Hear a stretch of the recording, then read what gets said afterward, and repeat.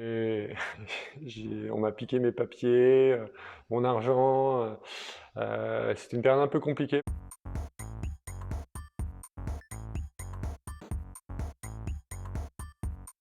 Bonjour, je m'appelle Cyril Boutroux et j'étais directeur de Centre D pendant 5 ans. Alors maintenant, j'ai changé un peu d'orientation, je vends de la bière artisanale.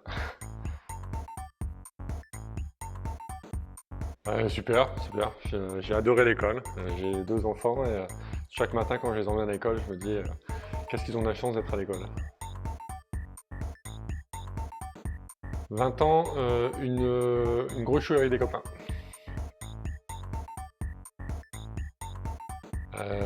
Mes enfants. Oula, la dernière application c'est Google Agenda. Autant dire que c'est pas très original. Chercher, je déteste chercher. Mon engagement, ça vient de mes études où j'ai rencontré en fait des Indiens pendant mes études en Angleterre qui m'ont donné en fait envie de découvrir les autres cultures et de découverte de culture en culture. Voilà, je me suis dit que j'allais en faire mon métier et j'en ai fait mon métier pendant quelques années. Mon sac à dos. La consommation locale, qui est assez récent je dirais chez moi, qui a un peu moins de 5 ans. C'est quelque chose sur lequel voilà, potentiellement je pourrais m'engager parce que je crois au circuit court, je crois aujourd'hui à la nécessité de faire attention à sa consommation et donc à prioriser avant tout le local. Le premier voyage, une grosse claque, une découverte de tout était nouveau. Le premier voyage, on a l'impression d'être le premier jour dans une cour d'école au CP. On est dans la cour d'école, on ne sait pas à qui s'adresser, on ne comprend rien. Et ben là c'est un peu pareil. Le premier séjour en Afrique, il m'a mis une grosse claque et ça reste un énorme souvenir.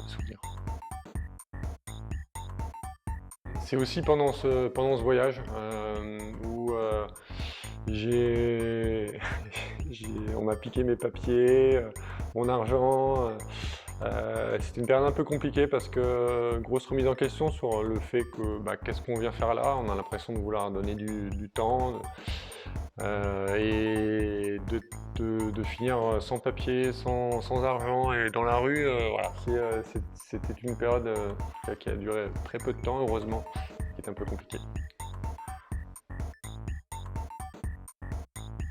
La première fois que je suis venu avec des Mauritaniens, des élus mauritaniens en France, c'était la première fois que je venais avec des gens d'une culture étrangère qui n'avaient vraiment jamais voyagé.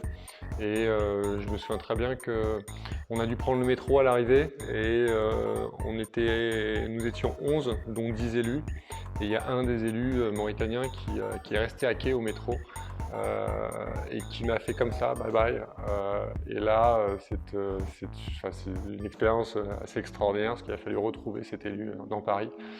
Et lui, quand je l'ai retrouvé, me dit « Mais toi, t'es pas français, personne te connaît en France. » Parce qu'il demandait forcément aux passants où était passé Cyril, pensant que tous les Parisiens me connaissaient.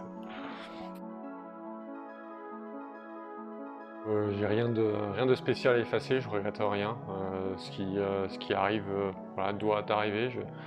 Les années en Afrique ont amené à une forme de fatalité, je pense, d'acceptation en tout cas de celle-ci. Donc je regrette rien. Donc je recommence et je signe tout de suite en bas à droite.